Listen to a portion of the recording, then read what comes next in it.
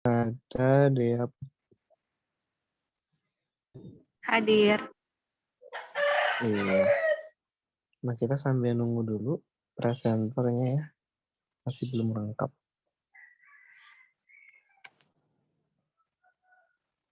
Karisma udah ada, tinggal Ricky.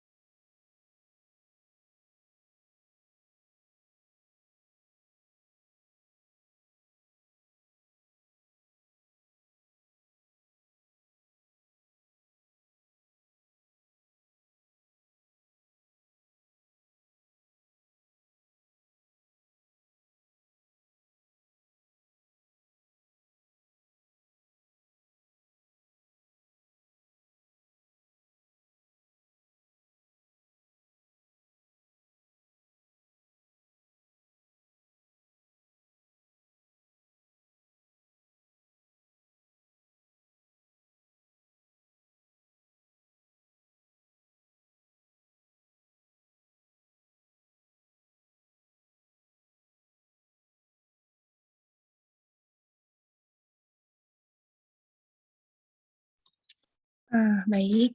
Assalamualaikum warahmatullahi wabarakatuh. Waalaikumsalam warahmatullahi wabarakatuh. Baiklah, hari ini kita sama-sama akan mendengarkan hasil diskusi kelompok 9 mengenai analisis tipologi wilayah yang akan dijelaskan oleh Aulianisa Nurfitri Amara, Karisma Yusuf Khairunisa, Rahmi Aryani, dan Ricky. Kita persilahkan kepada kelompok 9.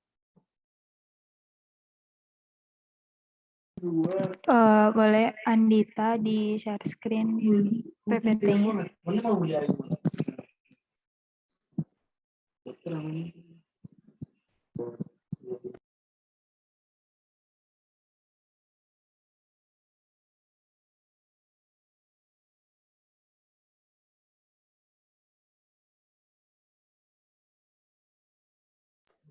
Ya, baik. Assalamualaikum warahmatullahi wabarakatuh. Di sini kami dari kelompok 9 dengan pembahasan tentang analisis tipologi wilayah. Boleh di next. Kami di sini beranggotakan 4 orang. Pertama ada Aulianisa Nurfitri Amara, lalu selanjutnya ada Karisma Yusuf Khairunisa, yaitu saya sendiri. Ada Rahmi Aryani dan Ricky. Boleh di next. Nah, yang pertama saya akan membahas mengenai analisis tipologi wilayah. Di mana di sini terdapat beberapa pengertian analisis adalah suatu upaya memecahkan masalah atau menguraikan sesuatu menjadi berbagai unit terkecil. Sedangkan tipologi ialah sebuah konsep yang memilih sebuah kelompok objek berdasarkan sifat-sifat dasar yang sama.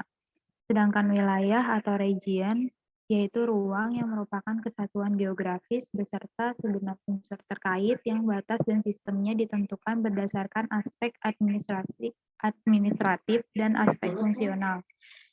Jadi dapat disimpulkan bahwa analisis tipologi wilayah itu adalah sebuah analisis yang digunakan untuk mengelompokkan unit geografis yang ada di permukaan bumi berdasarkan ciri untuk kepentingan tertentu. Next.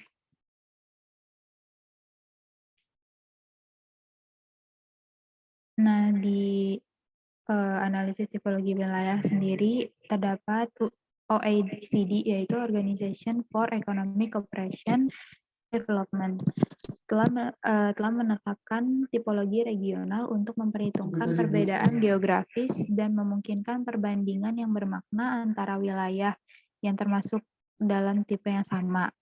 Dalam pembahasan ini, tipologi wilayah yang dimaksud ialah berdasarkan karakteristik perekonomian.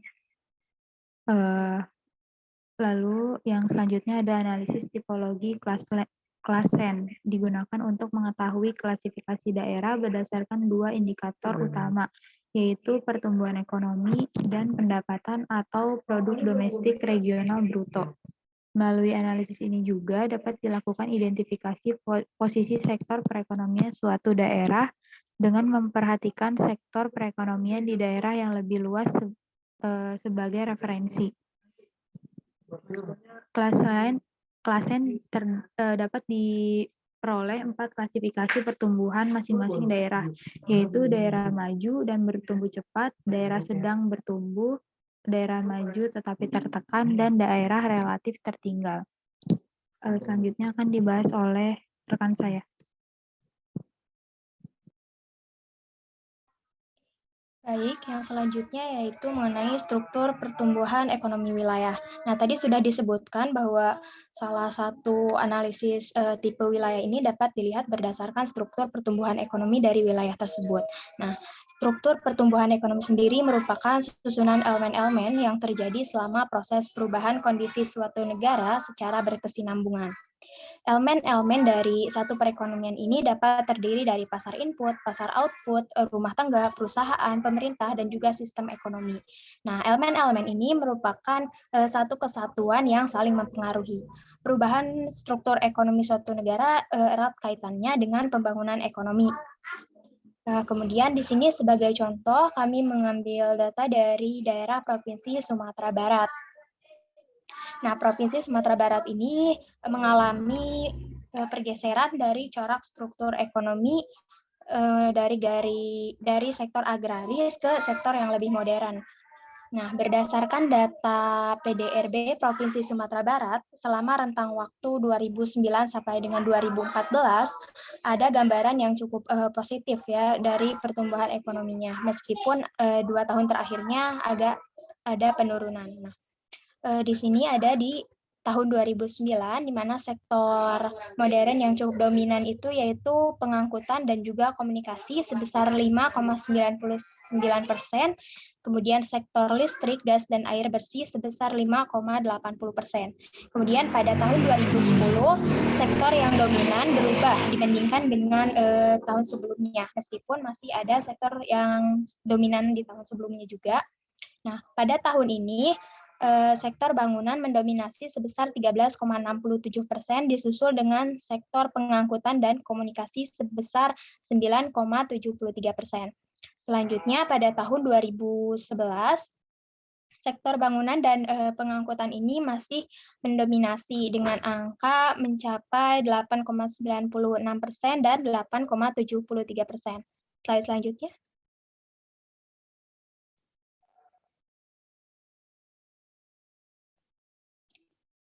Pada tahun 2012, sektor bangunan dan pengangkutan serta komunikasi masih menjadi sektor unggulan, di mana pada tahun ini sektor bangunan mencapai angka 8,07% dan sektor pengangkutan serta komunikasi di angka 8,33%. Selanjutnya di tahun 2013 juga masih didominasi oleh sektor bangunan dan sektor pengangkutan serta komunikasi, di mana masing-masing sektor ini berada pada angka 8,44% dan juga 8,23%. Nah, sementara di tahun 2014, sektor yang mendominasi mengalami sedikit perubahan, di mana pada tahun ini sektor unggulan adalah sektor jasa dan pengangkutan serta komunikasi, di mana sektor jasa angkanya mencapai 6,47% dan sektor pengangkutan serta komunikasi mencapai 8,66%.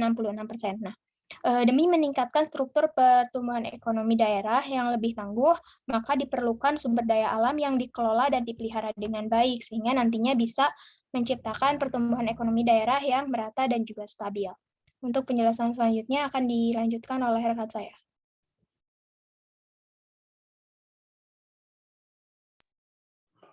Baik, selanjutnya di sini saya akan menjelaskan mengenai faktor penentu pertumbuhan ekonomi daerah. Nah, menurut Tambunan, pertumbuhan ekonomi suatu wilayah merupakan tolak ukur dari kemajuan perekonomian suatu daerah. Dan juga pertumbuhan ekonomi yang tinggi dan berkelanjutan merupakan kondisi utama atau suatu keharusan bagi kelangsungan pembangunan ekonomi dan juga peningkatan kesejahteraan. Nah, pertumbuhan ekonomi yang tinggi merupakan indikator dari keberhasilan pembangunan, sehingga perlu diketahui faktor-faktor apa saja yang mempengaruhi pertumbuhan ekonomi tersebut. Nah, berdasarkan teoritis indikator ekonomi, faktor-faktor penentu pertumbuhan ekonomi daerah antara lain yang pertama, pengeluaran pemerintah. Nah, pengeluaran pemerintah di sini artinya dapat diartikan juga sebagai penggunaan uang atau sumber daya suatu negara untuk membiayai suatu kegiatan negara atau pemerintah dalam rangka mewujudkan fungsinya dalam melakukan kesejahteraan. Juga pengeluaran pemerintah ini merupakan salah satu unsur dari permintaan agregat. Lalu faktor penentu kedua adalah tenaga kerja. Nah, tenaga kerja yang dimaksud di sini didefinisikan sebagai setiap orang yang mampu melakukan pekerjaan yang menghasilkan barang dan ataupun jasa yang berguna baik itu bagi dirinya sendiri ataupun bagi masyarakat umum. Lalu faktor penentu pertumbuhan ekonomi daerah yang ketiga tidak lain dan tidak bukan adalah investasi. Nah, investasi sendiri merupakan sebuah aktivitas dalam menyimpan atau menempatkan dana pada periode atau kurun waktu tertentu dengan harapan bahwa penyimpanan tersebut akan menimbulkan keuntungan atau peningkatan nilai investasi. Dan juga seseorang yang berinvestasi disebut sebagai seorang investor atau juga penanam modal. Lalu faktor keempat, faktor penentu pertumbuhan ekonomi daerah yang keempat adalah inflasi dan juga suku bunga. Bisa di next. Nah, selanjutnya di sini saya akan membahas mengenai keterkaitan ekonomi antar sektor. Nah, keterkaitan ekonomi antar sektor itu merupakan salah satu faktor penting gitu ya dalam pengembangan wilayah yang mana dalam teori ekonomi regional juga gitu. Dengan adanya keterkaitan antar sektor, maka dapat diharapkan mampu meningkatkan perekonomian suatu wilayah gitu. Dan juga di sini ya kita bisa tahu dari hasil perhitungan analisis input-output menunjukkan bahwa seluruh sektor itu memiliki keterkaitan, baik keterkaitan ke depan maupun keterkaitan ke belakang. Namun keterkaitan yang digunakan dalam penelitian Okto Dasamatra Suharjo dan juga Eko Budi Santoso memiliki keterkaitan relatif kuat. FL-nya di atas 1 atau BL di atas 1. Dari ke-9 sektor, hasil perhitungan keterkaitan ke depan dan keterkaitan ke belakang menunjukkan bahwa sektor yang paling banyak memiliki keterkaitan ke depan relatif kuat dengan sektor lain adalah sektor industri. Sedangkan untuk keterkaitan ke belakang, sektor industri pengolahan memiliki keterkaitan ke belakang yang relatif kuat hampir dengan seluruh sektor.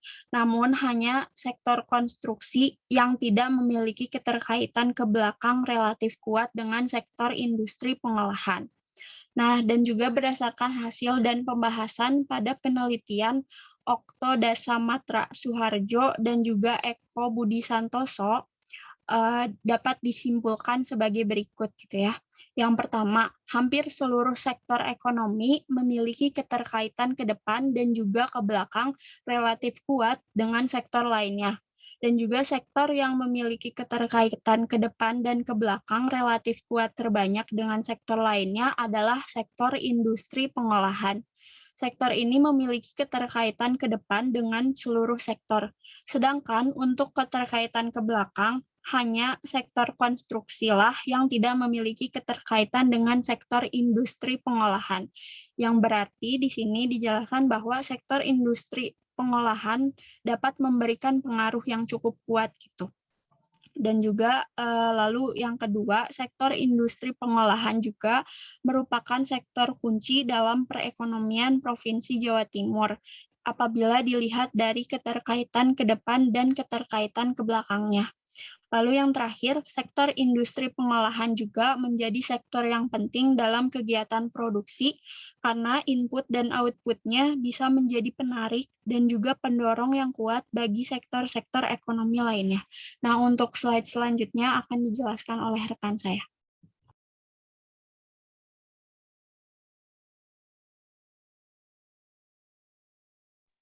Oke, berikutnya ini bukan keterampilan ya, mohon maaf. Tipe itu adalah keterkaitan ekonomi antar sektor kabupaten dan kota gitu ya. Jadi kami dari kelompok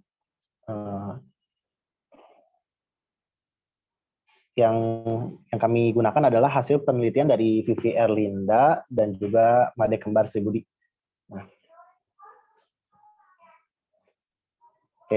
Nah, potensi ekonomi suatu daerah adalah kemampuan ekonomi yang ada di daerah yang mungkin dan layak untuk dikembangkan gitu ya, sehingga akan terus berkembang menjadi sumber penghidupan rakyat setempat.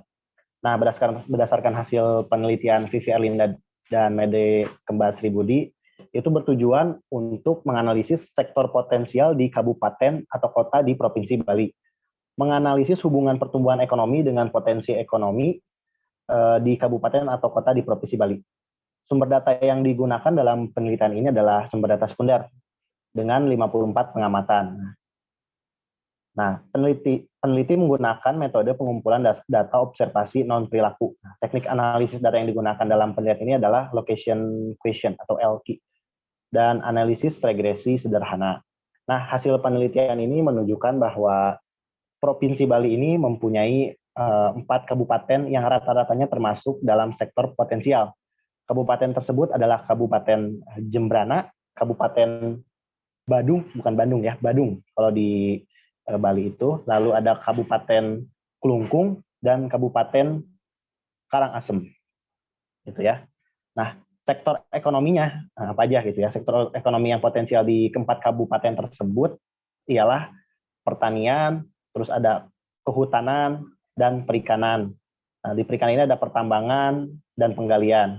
Lalu ada pengadaan air, lalu ada pengelolaan sampah, limbah dan daur ulang, terus di konstruksi ada industri pengolahan, terus transportasi dan pergudangan, perdagangan besar dan eceran, reparasi mobil dan sepeda, penyedia akomodasi, dan makan minum.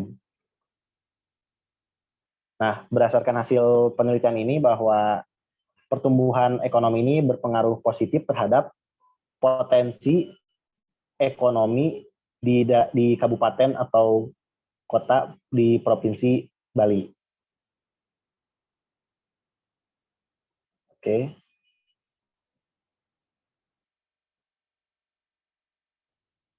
Ya, barangkali itu yang bisa kami sampaikan terkait presentasi kali ini.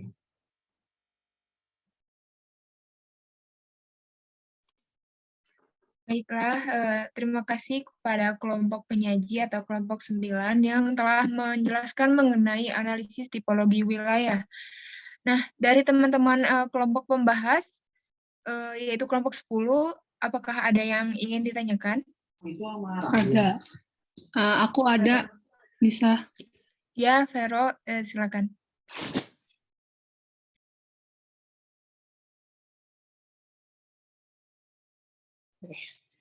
Oke, baik. Terima kasih, Anissa. Jadi, aku ingin bertanya.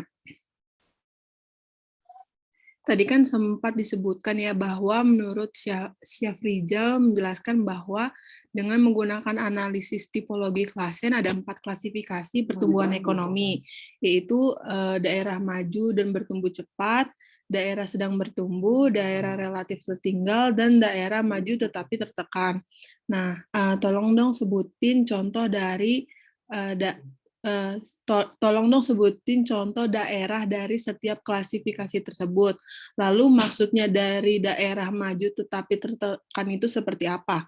Dan faktor apa yang membuat daerah tersebut maju tetapi tertekan? Makasih. Udah dipahamin belum kelompok 9? Bagaimana kelompok 9? Iya, dapat dipahami, Vero. Terima kasih. Oh ya, yang untuk bertanya, pertanyaannya dikirim ke kolom chat juga ya, biar yang lain juga bisa tahu ada yang ingin disampaikan atau bisa nambah-nambah nantinya. Oke, Miss. Nah, baik, masih ada pertanyaan dari kelompok pembahas? Saya Ya, boleh, Dea.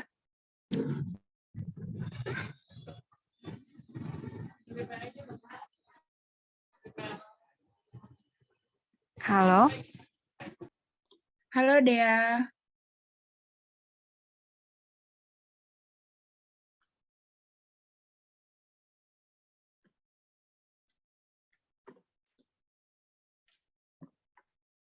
Dea. Kayaknya suaranya, oh, dia kirim di kolom chat ya, jadi bisa bacain. Katanya, izin bertanya, pada analisis tipologi klasen dijelaskan bahwa tipologi klasen pada dasarnya membagi daerah berdasarkan 2 indikator, yaitu pertumbuhan ekonomi pada sumbu vertikal dan rata-rata pendapatan per kapita pada sumbu horizontal. Dan berdasarkan hal tersebut, klasifikasi wilayah dibagi menjadi 4 daerah daerah cepat maju dan cepat tumbuh, daerah berkembang, daerah maju tertekan, daerah relatif. Apabila digambarkan pada kuadran berapa letak daerah cepat maju, kuadran berapa maksudnya, dan daerah berkembang, daerah maju tertekan, dan daerah relatif. Apakah kelompok 9 bisa memahami? Bisa, Nis. Oke. Oke, dari saya juga ada pertanyaan ya untuk kelompok 9, yaitu tadi kan sebelumnya ada pernyataan bahwa pada tahun 2012 PDRB Sumatera Barat sektor unggulannya itu yaitu sektor bangunan sebesar 8,07% dan pengangkutan serta komunikasi 8,33%. Menurut data BPS yang saya dapat mengenai PDRB Sumatera Barat tahun 2008 hingga tahun 2012 itu peningkatan pertumbuhan ekonomi Sumatera Barat itu karena adanya ekspor barang sebesar 2,54% dan investasi sebesar 7,17%. Nah, ini berarti kan ada 2 pernyataan yang berbeda. Bagaimana pendapat kelompok 9 mengenai hal ini? Lalu ada satu lagi, saya asli orang Sumatera Barat dan saya melihat di daerah saya itu banyak sekali tempat wisata yang indah, terus banyak pengunjungnya. Apakah itu tidak menjadi faktor unggulan dari daerah tersebut, yaitu sebagai sektor wisatanya? Kenapa tidak sektor wisata ini yang menjadi sektor unggulan yang dapat meningkatkan PDRB wilayah tersebut? Kenapa yang sesuai dengan dijelaskan kelompok tadi, kenapa pengangkutan komunikasi dan bangunan yang menjadi sektor unggulan di tahun 2012 itu? Terima kasih. Apakah bisa dipahami? Mungkin bisa dicatat di kolom chat ya, Nis. Ya, baik.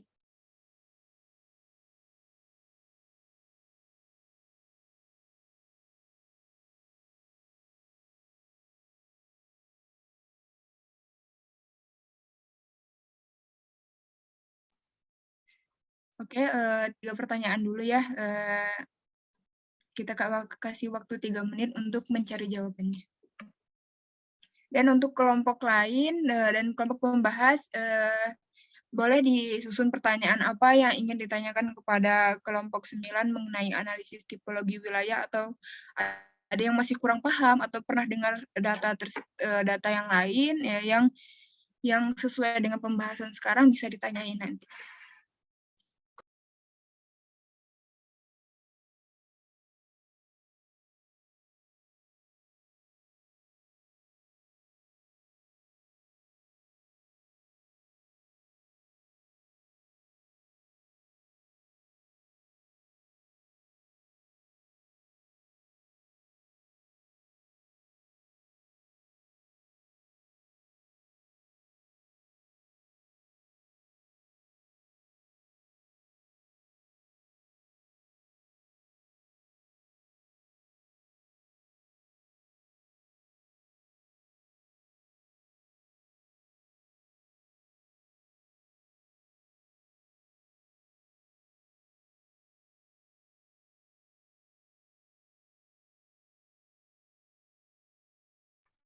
Oke, Rahima atau Anissa, saya boleh coba jawab yang Dea dulu mungkin ya.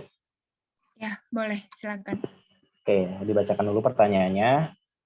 Oke, izin bertanya, pada analisis tipologi klasen dijelaskan bahwa tipologi klasen pada dasarnya membagi daerah berdasarkan dua indikator utama, yaitu pertumbuhan ekonomi pada sumbu vertikal dan rata-rata pendapatan per kapita pada sumbu horizontal. Dan berdasarkan hal tersebut, klasifikasi wilayah dibagi menjadi 4, yaitu daerah cepat maju dan cepat tumbuh, terus ada daerah berkembang, daerah maju tertekan, dan daerah relatif. Apabila digambarkan, pada kuadran berapa letak daerah cepat maju, daerah berkembang, daerah maju tertekan, dan daerah relatif. Oke, ini saya dapat dari internet ya terkait kuadrannya gitu ya. Jadi untuk di kuadran 1 ini yaitu daerah maju dan tumbuh dengan pesat. Itu daerah kuadran 1. Kuadran 2 itu daerah maju tapi tertekan. Itu kuadran 2. Lalu kuadran 3 daerah yang masih dapat berkembang dengan pesat. Itu kuadran 3. Lalu ada kuadran 4 yaitu daerah relatif tertinggal gitu ya. Ya, seperti itu mungkin ya jawabannya kalau digambarkan dimasukkan ke dalam kuadran gitu ya. Mungkin dari teman-teman kelompok berapa ini? Kelompok 9 ada yang ingin menambahkan atau mungkin dari teman-teman yang lain silahkan. Nah, dari kelompok 9, apa ada yang ingin menambah? Sudah mencukupi?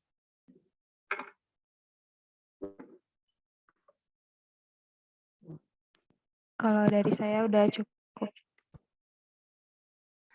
Baik, berarti bagaimana dengan Dea? Apakah jawaban dari Riki tadi udah bisa menjawab pertanyaan Dea? Iya, makasih buat jawabannya. Udah terjawab. Terima kasih, kelompok 9. Oke, baik. Jadi sisa pertanyaan dari Vero dan saya tadi ya. Saya mau mencoba menjawab pertanyaan dari Yolanda Veronica ya. Ya, silahkan. Ya, tadi pertanyaannya itu analisis tipologi kelasnya ada 4 klasifikasi pertumbuhan ekonomi, yaitu daerah maju dan bertumbuh cepat, daerah sedang bertumbuh, daerah relatif tertinggal, dan daerah maju tetapi tertekan. Nah, tolong sebutin dong contoh daerah dari setiap klasifikasi tersebut. Lalu maksudnya daerah maju tetapi tertekan itu seperti apa? Dan faktor apa yang membuat daerah tersebut maju tapi tertekan? Nah, di sini itu mungkin agak mirip ya tadi sama pertanyaannya Dea. Kalau daerah berdasarkan daerah-daerah ini tuh dimasukkan ke dalam 4 kuadran gitu ya, yang mana daerah cepat maju dan cepat tumbuh itu berada di kuadran 1. Daerah-daerahnya itu ada Kabupaten Bogor, Kabupaten Purwakarta, Kabupaten Karawang, Kota Bandung, dan Kota Cimahi. Yang masuk ke dalam kuadran 2 itu adalah daerah maju tetapi tertekan, di mana daerah-daerahnya itu ada Kabupaten Indramayu, Kabupaten Bekasi, udah itu. Lalu ada di kuadran 3 itu daerah berkembang, di mana daerah-daerahnya itu ada Kabupaten Bandung, Kabupaten Kuningan, Kota Bogor, Cirebon, Bekasi, Depok, dan Tasikmalaya. Sedangkan daerah tertinggal itu berada di kuadran 4. Daerah-daerahnya itu adalah Kabupaten Sukabumi, Cianjur, Garut, Tasikmalaya, Ciamis, Cirebon, Majalengka, Sumedang, Subang, Bandung Barat, Kota Sukabumi, dan Kota Banjar. Nah, apa sih yang dimaksud dengan daerah maju tapi tertekan gitu ya? Di sini daerah maju tapi tertekan itu adalah daerah yang memiliki pendapatan per kapita lebih tinggi, tetapi tingkat pertumbuhan ekonominya lebih rendah dari rata-rata kabupaten atau kota di daerah tersebut gitu. Makanya daerah ini disebut dengan daerah maju tapi tertekan. Dan faktor-faktor apa yang membuat daerah maju tersebut menjadi tertekan itu yang saya tahu karena ini ya tingkat perekonomian dari masyarakatnya juga gitu. Mungkin sekian dari saya. Ada tambahan mungkin dari teman-teman kelompok 9 yang lain. Barangkali ada yang ingin menyempurnakan jawaban yang saya berikan. Terima kasih. Nah, dari kelompok 9, apakah ada yang ingin menambahkan? Tadi ada Riki, ada Rahmi, sama Aulianisa Nurfitri Amar.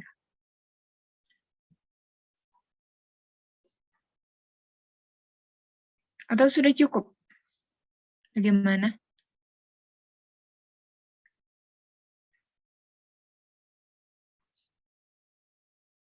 Coba kita tanyakan lagi ke Vero-nya ya. Vero, pertanyaannya udah terjawab belum?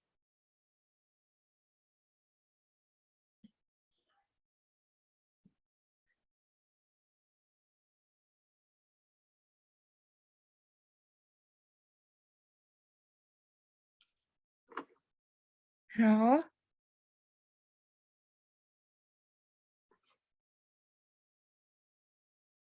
Ya, sudah cukup katanya. Nah, terima kasih kelompok 9 udah menjawab pertanyaan dari Yolanda Veronica.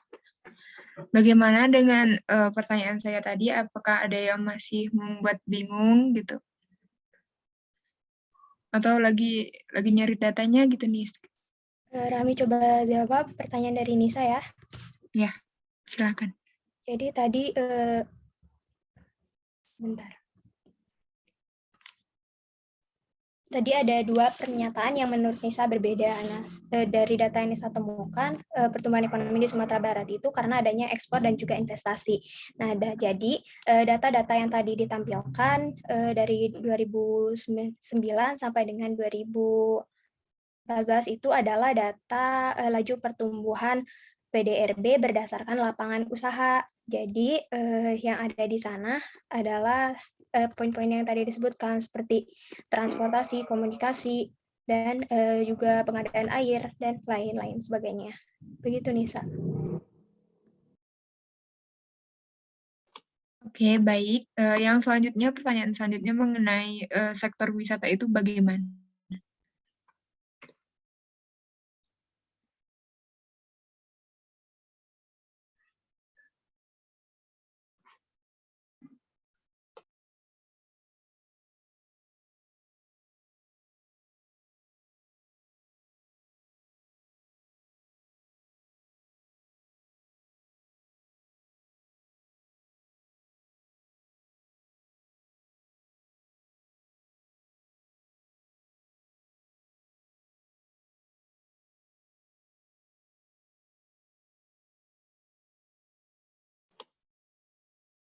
Halo?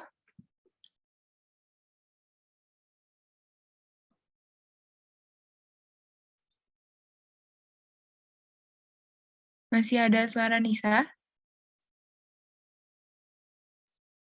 Ada. Baik.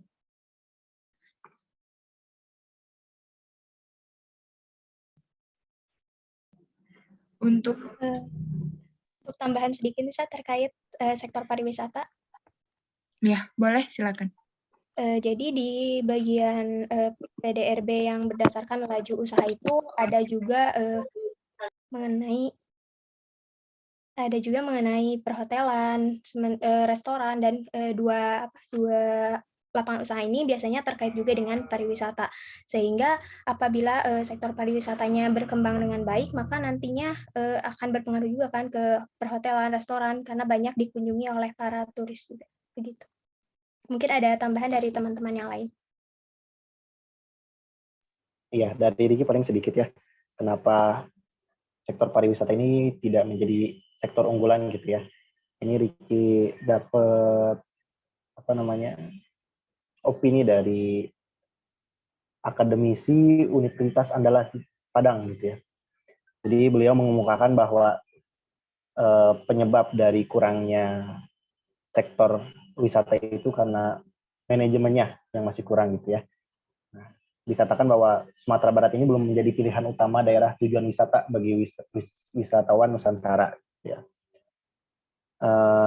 Lalu terus juga disampaikan bahwa belum adanya konektivitas gitu ya dan kualitas wisata ramah keluarga yang menambah citra wisata Sumatera Barat. Gitu ya. Jadi bisa dikatakan sektor wisatanya itu belum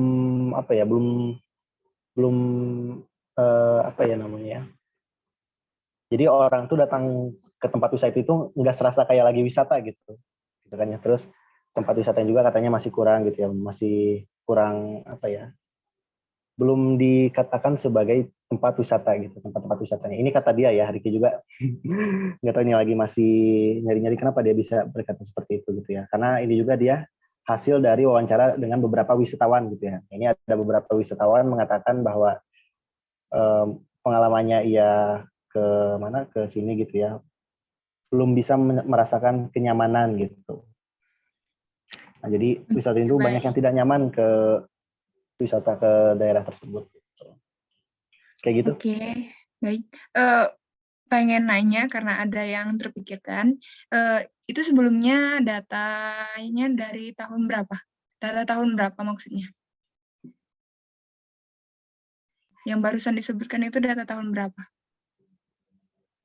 Ini udah lama sih gitu ya, karena ini terkait tadi juga ya, terkait yang tadi kan kenapa wisata kurang di tahun ini gitu ya. Mungkin ya kalau dulu belum bagus gitu manajemen buat wisatanya gitu kan. Kalau sekarang barangkali memang udah bagus, terus udah meningkat juga gitu. Jadi kita sinkronkan antara keadaan ini dengan data yang tadi gitu. Oke, baik. Berarti kita kalau untuk mengetahui bagaimana sektor wisata sih di Sumatera Barat, kan ada yang terkenal, misalnya kayak Jem Gadang, kayak yang itunya. Kenapa, gimana sih sektor wisatanya, peningkatannya terhadap PDRB gimana? Berarti kita harus mencari pustaka atau kemutakhiran pustakanya yang lebih baru ya. Oke, baik. Kita lanjut ke pertanyaan selanjutnya. Apakah ada dari kelompok pembahas yang masih ingin bertanya?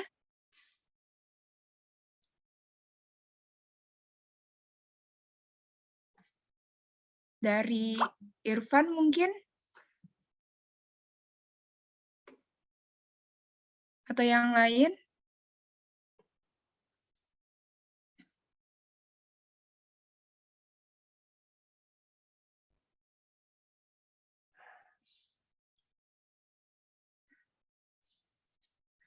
Oke, mungkin kelompok pembahasnya masih memikirkan pertanyaan apa yang ingin ditanyakan. Kita ke kelompok lain saja. Dari kelompok lain, apakah ada yang ingin ditanyakan?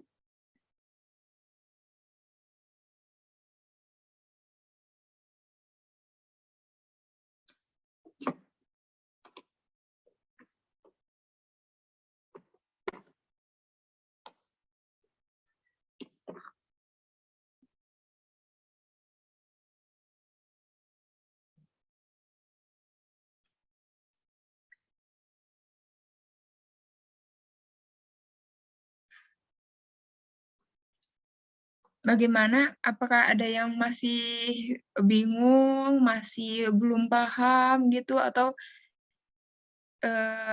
ini diem tuh karena biasanya tuh diem tuh ya karena bingung mau nanya apa, karena atau dirasa udah cukup, atau nggak dengar sama sekali. Nah, biasanya tuh kayak gitu. Nah, gimana nih kelompok lain? Udah dirasa cukup nggak materinya? Kalau misalnya ada yang bingung, pasti ada timbul pertanyaan, ih kenapa sih kayak gini, kenapa? Nah, kayak gitu. Gimana?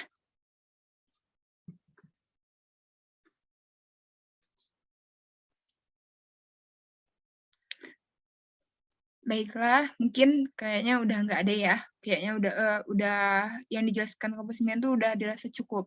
Baik, saya tutup saja presentasi pada perkuliahan hari ini. Jadi saya ambil kesimpulan bahwa analisis tipologi wilayah ini perlu kita pahami, karena untuk mengetahui bagaimana pertumbuhan ekonomi di suatu daerah itu kita bisa lihat dari analisis tipologi wilayah ini. Nah, mungkin segitu saja. Dilanjutkan oleh Bapak. Oke, sudah ya. Ya, tutup saja ya. Terima kasih. Ya, saya sedang rapat dengan prodi ini. Ya, jadi 2 kali itu ramai. Oke, cukup sekian saja ya. Terima kasih. Wassalamualaikum warahmatullahi wabarakatuh. Saya sedang rapat nih. Yuk, salam. Waalaikumsalam warahmatullahi wabarakatuh. Terima kasih, Pak. Selalu. Terima kasih, Bapak. Terima kasih, Bapak. Jangan lupa absen. Di foto dulu gak sih?